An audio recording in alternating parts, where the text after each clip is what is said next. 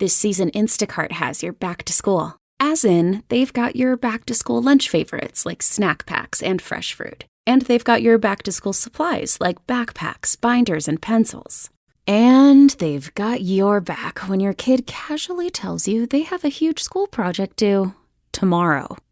Let's face it, we were all that kid. So first, call your parents to say, I'm sorry. And then download the Instacart app to get delivery in as fast as 30 minutes all school year long. Get a $0 delivery fee for your first 3 orders while supplies last. Minimum $10 per order. Additional terms apply. It's a good thing baseballs already have stitches.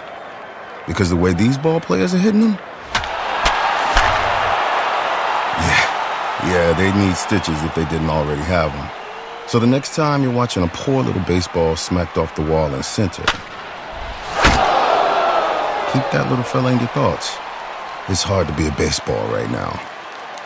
Baseball is something else. Major League Baseball trademarks used with permission. John Kirby joins us from Jayhawks. This season, Instacart has your back to school. As in, they've got your back to school lunch favorites like snack packs and fresh fruit. And they've got your back to school supplies like backpacks, binders, and pencils. And they've got your back when your kid casually tells you they have a huge school project due tomorrow. Let's face it, we were all that kid. So first, call your parents to say, I'm sorry. And then download the Instacart app to get delivery in as fast as 30 minutes all school year long. Get a $0 delivery fee for your first 3 orders while supplies last. Minimum $10 per order. Additional terms apply. It's a good thing baseballs already have stitches. Because the way these ball players are hitting them? Yeah, they'd need stitches if they didn't already have them. So the next time you're watching a poor little baseball smacked off the wall in center, keep that little fella in your thoughts. It's hard to be a baseball right now. Baseball is something else. Major League Baseball trademarks used with permission. Slant. He's knee-deep into KU football, and we're excited for the college football season that's just around the corner. We've been talking Big 12 football on this show for a couple of weeks. This conference, and first of all, welcome, John. How are you? I'm doing well, Bob. How you doing? We're doing well, and I think the story going into this season is just how up for grabs the Big 12 appears to be. We're not talking 1, 2, or 3 challengers. It feels like there's multiple teams that go into this season thinking they got a shot. Yeah, we do a podcast, and I had Phil Steele on. I always like Phil. I think he's pretty knowledgeable. He said he's got 9 teams that he thinks could come out of the Big 12 somehow, some way among the top 2. I mean, I thought that was a little much, but you're right. I think that goes to show you that, this thing's wide open, and there's going to be some key games where it comes down middle into the season that's probably going to factor in how it all plays out. So last year, obviously, it was Jason Bean as the backup to Jalen Daniels. He played a lot, and he played really well. He's no longer there, of course. So how big is the drop-off, do you think, between Jason Bean and Cole Ballard or whoever will end up kind of being that backup long-term? But also, how much better is the overall roster that maybe that won't make as big of a difference if Jalen can't play the whole season? Well, the overall roster is really good. I mean, now they are senior heavy. Okay, now after this season, we're going to have to talk about kind of a little bit of an overhaul of what they're going to have to do, because I mean they've got a lot of experience, a lot of snaps, a lot of upperclassmen who are back. So when you guys talk about Jason Bean, man, what a luxury they've had with him. And I've said all summer long, this season comes down to one thing, and that's the health of Jalen Daniels. And guys, the thing is, Kansas fans they've got to hope that at this point they're not talking about the backup quarterback this season. All right, I mean, Jalen Daniels has got to stay healthy because there is no Jason Bean to fall back on. I mean, when he came to Kansas, he had some D1 experience at North Texas, and he had a skill set. He was a 10-4-5, 10-5 guy in the 100 in high school. He had a skill set that fit into what they did. So when Jalen Daniels went out, Jason Bean kind of came in, and they didn't change the offense a lot for him. There were very few teams in the country that had that luxury of having someone like Bean. Now, If Jalen Daniels gets hurt, this year's different because there is no Bean. And I don't know that Ballard and Marshall can step up and play like Bean did. Listen, when they played K-State last year, they had a great game plan. They had K-State on their heels all game long, okay?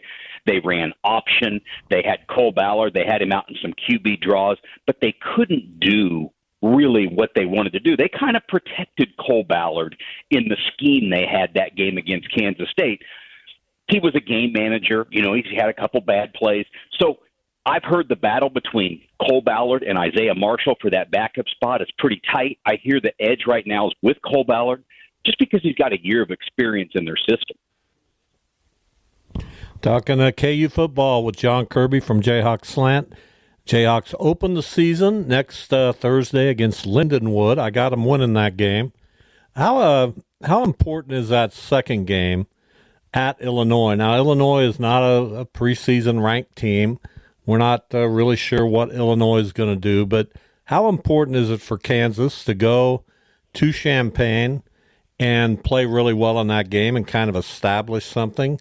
Am I barking up a wrong tree? It just feels to me like that game's pretty consequential. No, you're not barking up the wrong tree. I mean, I have been saying this all summer, okay? And there's some pretty heavy confidence on the Kansas fan base that, hey, KU's just going to walk into Illinois and beat them without breaking much of a sweat. That really is the feel, because I've even gone on our message board at times and said, guys, I think this is a game you got to be really careful on, okay? Kansas took it to them, built a big lead, just kind of coasted to a pretty easy victory last year. Okay, now you're turning around. You're going on a revenge game. You're on the road. You're playing a Big Ten opponent at their place in the evening. I'm just telling you, I think that game's going to be a challenge. And maybe I'm wrong, but this just isn't a cakewalk. And I've gotten a sense from people that they look what happened last year. And, I mean, KU blew them out of the water and then just kind of let off the gas a little bit. And, I mean, Illinois is going to be ready for that football game. I was going to ask just because of, you mentioned the timeline and a lot of seniors this year, and it may be a little bit of an overhaul next year. Can you tell us about some of the talented freshmen on this team, and also just how much better, it was already good, but how much better Lance Leipold's recruiting has gotten over the last couple of years? Yeah, this class is really good, okay, the class that just came in. And now here's the thing, though. We may not be able to see how talented some of these guys are, okay? I've heard some of them have looked good in fall camp. They just got on campus 2 months ago. But I've heard some of them have looked good in fall camp. But the problem is, guys, you're talking about a team that is returning 85, 90% of their starters. You're talking about a team that's basically going to start a bunch of seniors. So, you may have some guys on the O-line who look good. They're just buried right now because there's so many guys returning. You might have a young receiver who looks good, but Kansas returns their top 5 receivers. You might have a running back who looks good, but they return their top 3 running backs. You see where I'm going with this? I mean, there are kids who are in the program that have talent and have ability, but I don't know if some of them are going to get on the 2 deep just because of what's returning. Interesting stuff from John Kirby from Jayhawks Slant. We're talking KU football with the new Big 12 and all the new teams that have come in the past couple years. Certainly, no more balanced schedule, and the schedule I'm caught up in them because they mean a lot. And there are some ranked teams in the Big 12 going into this season: Utah, Arizona, Oklahoma State, Kansas. But on KU's schedule is only one of those, and that's Kansas State. This is a pretty favorable schedule to have a pretty monumental season.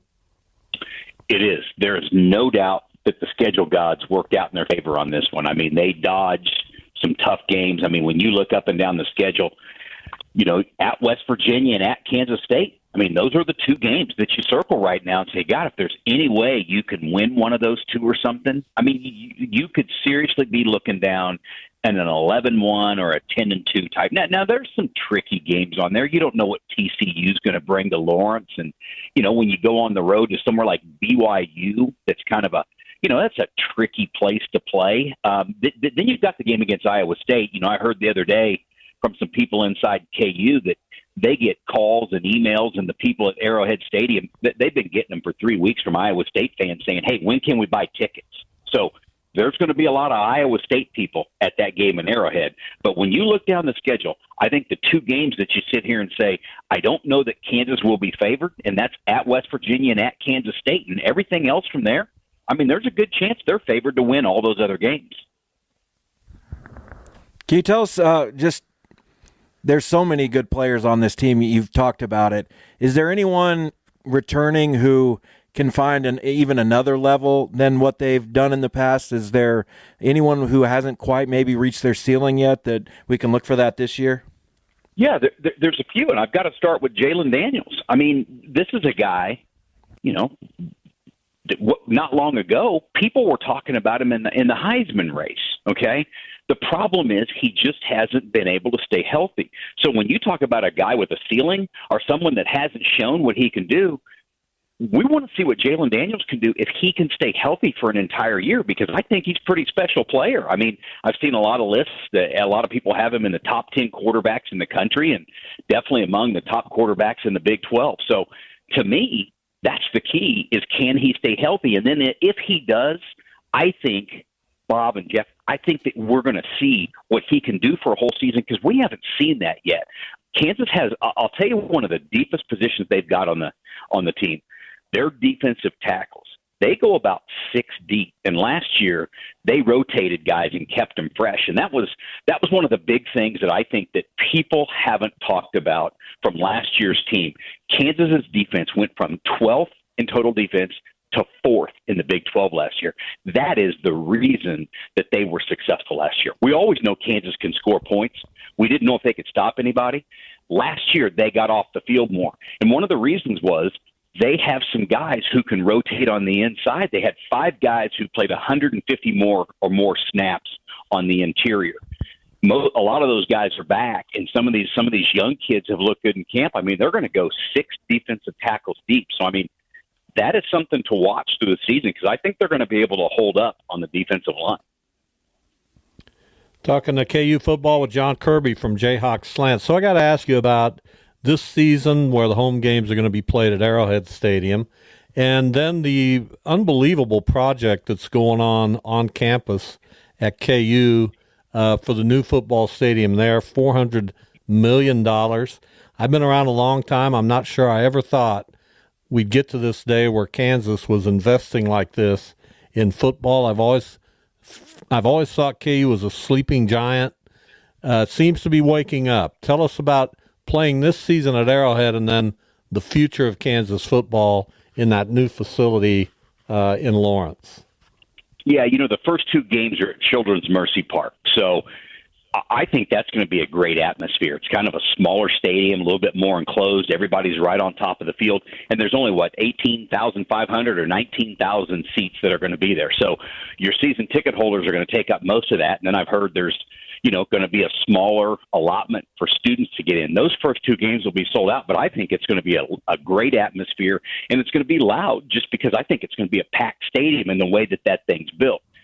Then when you go to Arrowhead, the question is going to be, can you capture more KU fans in Kansas City that maybe didn't get to Lawrence for games, but with the game being in Kansas City, they say, hey, we're going to go over to Arrowhead. Because I tell you this right now, there are KU fans who don't have season tickets to KU football games, but they have season tickets to the Chiefs. Okay, so it'll be interesting just to see what they can draw there. And then obviously with the facilities coming in, guys, I mean, it's $450 million right now. And when I'm around there, I'll look up at the stadium and you can just see the progress coming in.